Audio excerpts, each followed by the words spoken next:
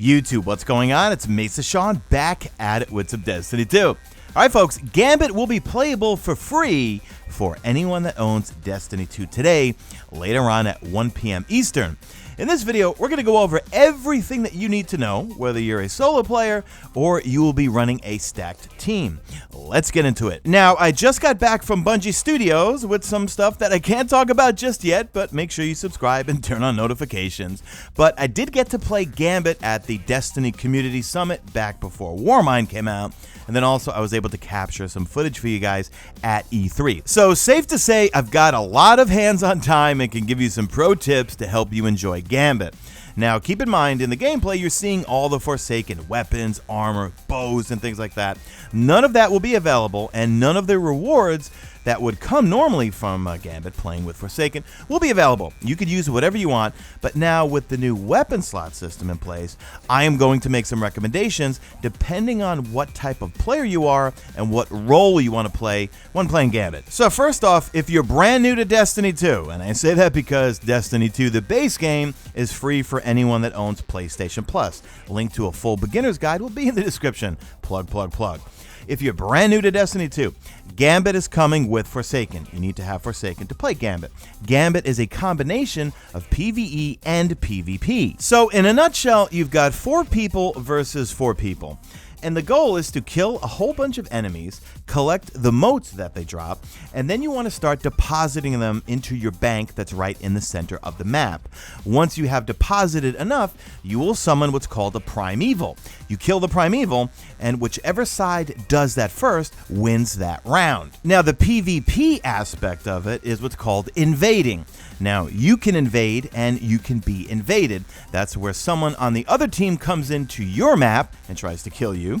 And also, you could do the same thing. You can go through a portal and then start killing them on their map.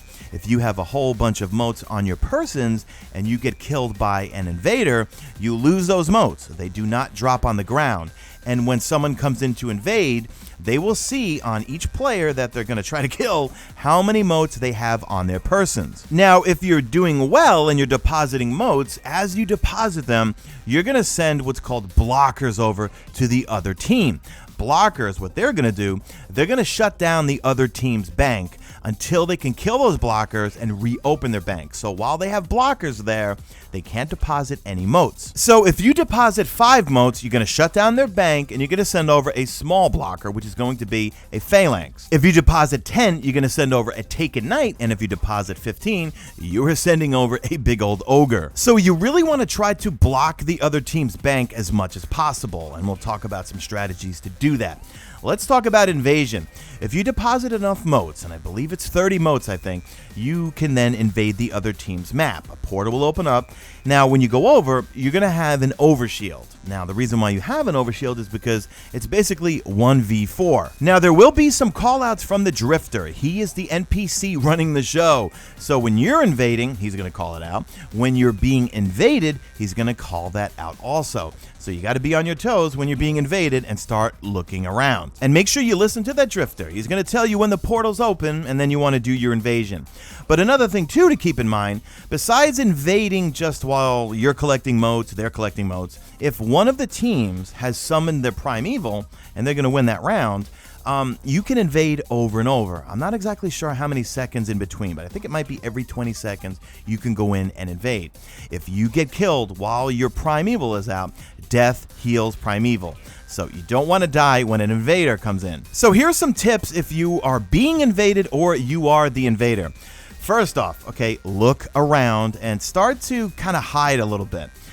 Usually the invaders are looking for people to bunch up because usually, well, when someone comes in to invade, people tend to bunch up because they want to team shoot you because of that overshield. And if you are being invaded, you want to make sure you stick together, team shoot that invader, and get them out and do not die. If you have motes on you, you're going to lose them. If you have a primeval out and you die, you are going to heal that primeval significantly. Now, if you are the invader, here's my tip. Take your time. You do have 30 seconds. First thing you want to do is go in and start looking around and see if people are bunched up. If they're bunched up, you probably don't want to go to that section on where they are. Try to find a player that's by themselves, kill them. I would recommend using something like a shotgun or rockets. Rockets do wonders. Use your Sins of the Past or your Beratek Osprey or something like that.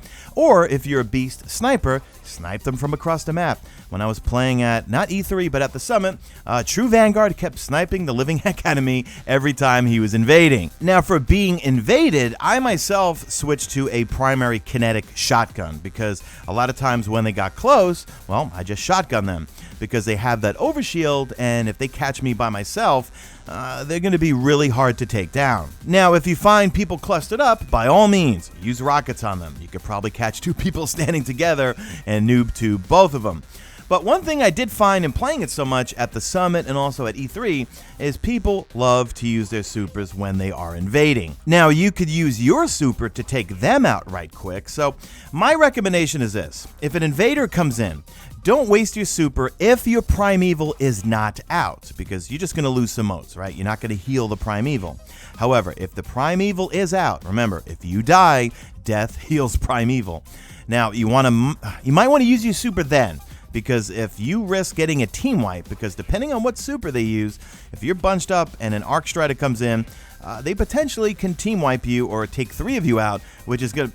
It's basically going to give the primeval nearly all its health back. So my recommendations for supers if you are the invader, I would say hammers for Titans. I would say Arc Strider for the Hunter, because you can get a full team wipe with Arc Strider. Maybe even Night Stalker if you catch a few people all clustered up. Tether them, and then you can shoot them. And for the Warlock, I would definitely go Dawnblade, or maybe even Nova Bomb for that matter. But another tip is when you are the invader, you will show up red on the map, okay? If they see you, right, you're pretty easy to spot if you're out in the open.